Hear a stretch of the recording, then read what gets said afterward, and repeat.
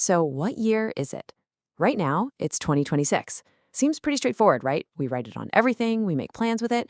It feels like a solid, undeniable fact. But what if I told you that number, well, it's just one story about time. And believe me, it is far from the only one.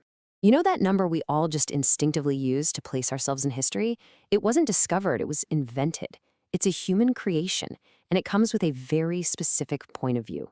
So, who actually got to decide that this is the year it is? And what other ways are there to measure our journey through time? And that's because it turns out every calendar is basically a cultural fingerprint. It's a system that shows you what a society cares about, who it looks up to, and how it sees itself in the grand scheme of things.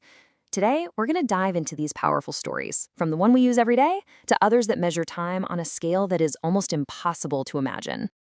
All right, so let's start with the big one. The system that's become the global standard, the one we all know. BC and AD, or its more modern cousin, BCE and CE. Where did this thing actually come from?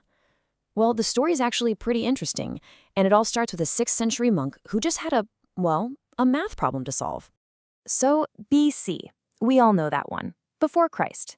But AD is a little fancier. It's Latin for Anno Domini, which means in the year of the Lord. The whole system was dreamed up way back in 525 CE by a monk named Dionysius Exiguus.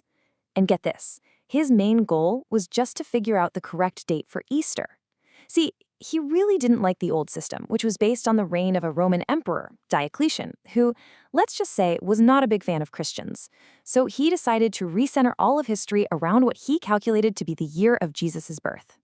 Now, it didn't catch on overnight. But thanks to influential folks like the historian Bede and even the Emperor Charlemagne, it eventually became the standard all across Europe.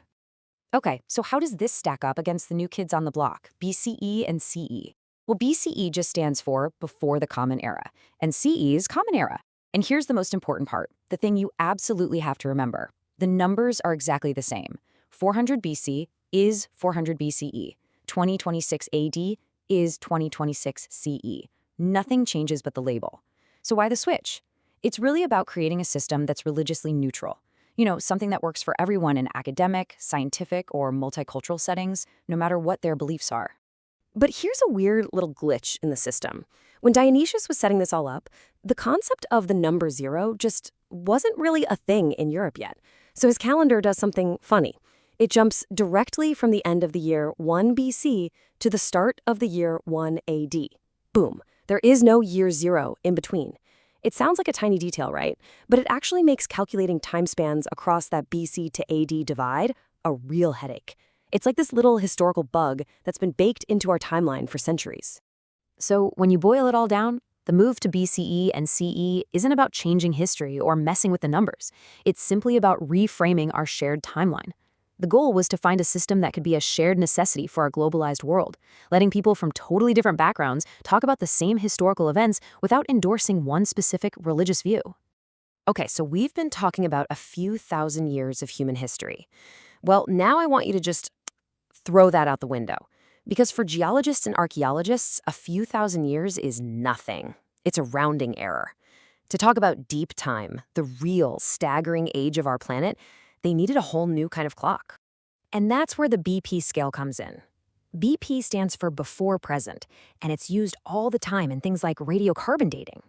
Now, you'd think present means, well, right now, as you're listening to this. But think about it. If the present is always moving forward, how could you ever have a stable measurement? It would be a total mess. So scientists had to find a way to lock it down. So what was the solution? For scientists using the BP scale, the present is permanently, unchangeably the year 1950. Seriously, why that specific year?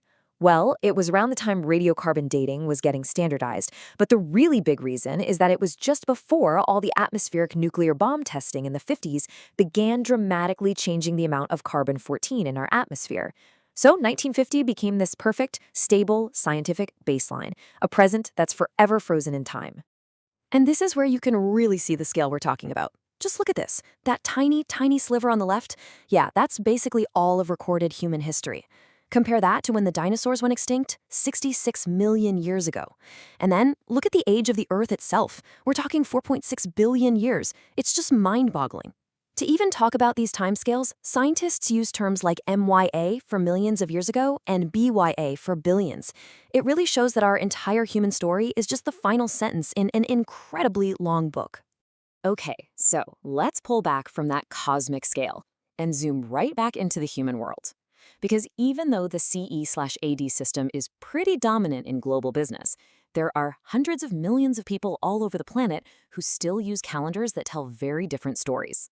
So while it may be 2026 CE for us, for much of the Muslim world, it's around 1448 AH, or Anno Hijre, the year of the Hijra. In many Jewish communities, the year is way up there, over 5786 AM, Anno Mundi, counting from the biblical creation of the world. And in Thailand, it's 2569 BE, counting from the death of the Buddha. You see, each one of these calendars anchors time to a moment of profound cultural or religious importance. This brings us to a final, pretty radical idea, that a calendar can be more than just a tool. It can be a weapon, a manifesto, or a whole new way of thinking about humanity. It can be a powerful statement.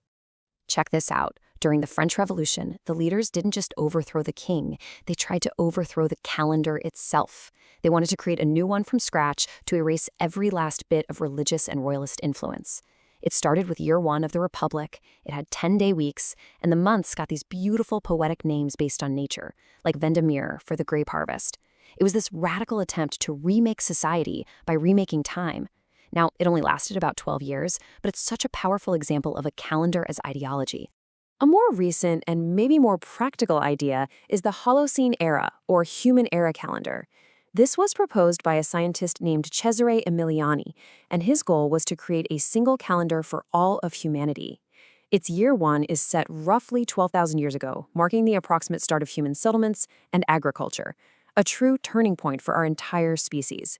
It refrains our timeline to include the whole story of human civilization.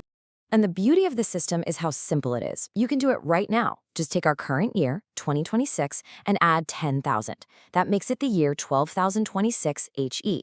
In this timeline, the Roman Empire, the pyramids, the invention of writing, it all happens in the same continuous era. It gets rid of that awkward BC-AD split and gives all of human history one unified story. So, after this journey through deep time, revolutions, and world cultures, what's the big takeaway? Why does thinking about what year it is actually matter? It all really comes down to this. The systems we use to mark the years are never truly neutral. They are mirrors. They reflect our beliefs, our heroes, our turning points, and the very stories we decide are important enough to build a timeline around. So let's run through what we've seen. Our common calendar? It's rooted in one specific religious history. The scientific scales? They operate on a timeline so vast it's hard to even comprehend. All around the world, people are using living calendars that honor completely different traditions. And we've seen how a calendar can be a revolutionary idea. The crucial point in all of this is that they are all choices. And that leaves us with one final thought. If we had to start over today and design a single calendar for all of humanity, what event would we choose to be our new year 1? The first person on the moon, the invention of the internet, maybe a global climate agreement. What story would we want our calendar to tell future generations?